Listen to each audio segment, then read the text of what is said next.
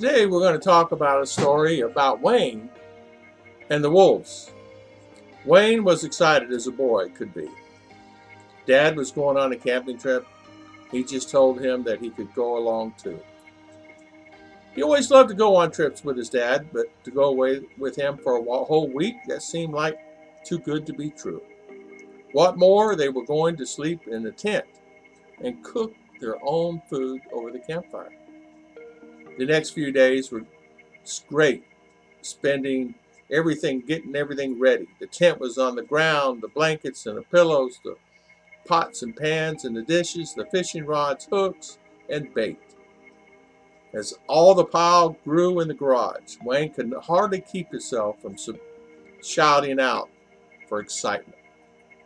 He was going camping in the mountains with Dad. At last, a great day came. There were four in the party: Dad, two of his friends, and Wayne.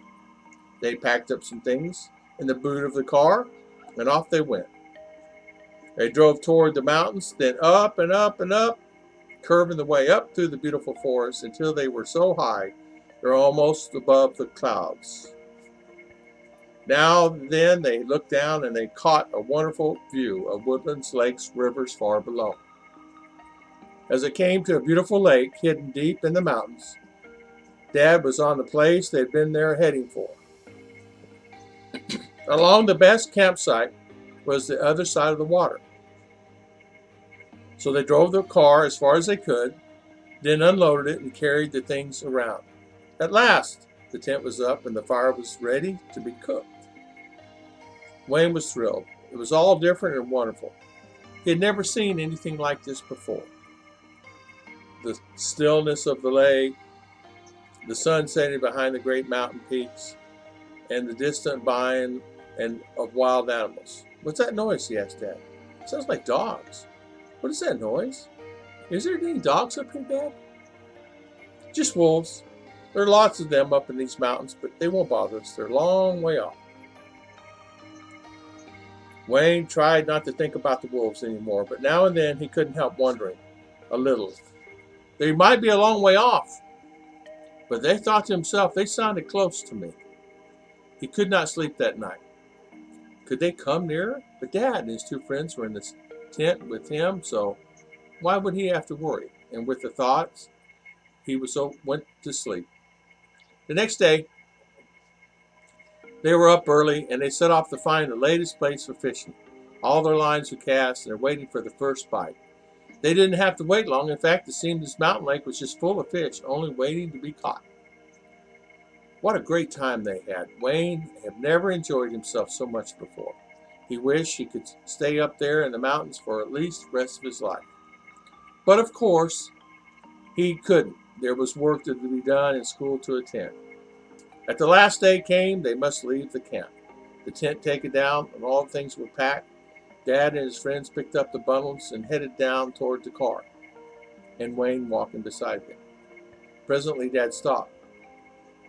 "I don't see why we'd carry all these things around the lake. Let's take a shortcut through the swamp." But Wayne could not go through the swamp. "It's too deep." "Then I tell you what," said Dad.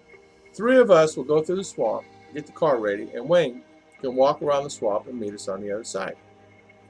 After all, it's only a kilometer." "All right, I'll be there before you." The men laughed, for they knew there's no way he could do that. Wayne started off the path, and he was in some wild country. Wayne did not mind being alone, but he did not like that sound of the baying of the wolves. Somehow, the second Dad had said it was. He hurried on, determined to get to the car before the others, pressing his way through the shrubs and clambering over rocks. He reached to the end of the lake and scattered around to the other side. Then suddenly he saw something running toward him. Down the mountainside. "There's a pack of wolves." There were 17. Wayne counted them, frightened. They were big, ugly-looking brutes, and on the right of them was this made his heart stand still. Oh, they came, their jaws snarling. There was a big rock nearby. Wayne tried to climb it, hoping to get off their tracks. He couldn't get a foothold, and down he slid again. They were nearer and nearer, growling. Then Wayne did a strange thing. I wonder if you had done the same thing. What would you do if wolves were after you? He shut his eyes and he prayed and prayed. Dear Lord, don't let those wolves harm me. Please make them go away. These 17 wolves, and only minutes away, he could see right in their eyes, almost down their throats. Then something happened. I don't know what it was, neither does Wayne. Well, told himself, suddenly these wolves turned off and dashed back up the mountain. What made them do that? Could they have caught a glimpse of Wayne, guardian angel? The wolves having gone, Wayne went his way again. As soon as back in the car, Daddy's friends were waiting for him. What kept you? Why did you take so long? Then told him what happened, how Jesus had came to him and helped him. God bless everybody. Thank you so much.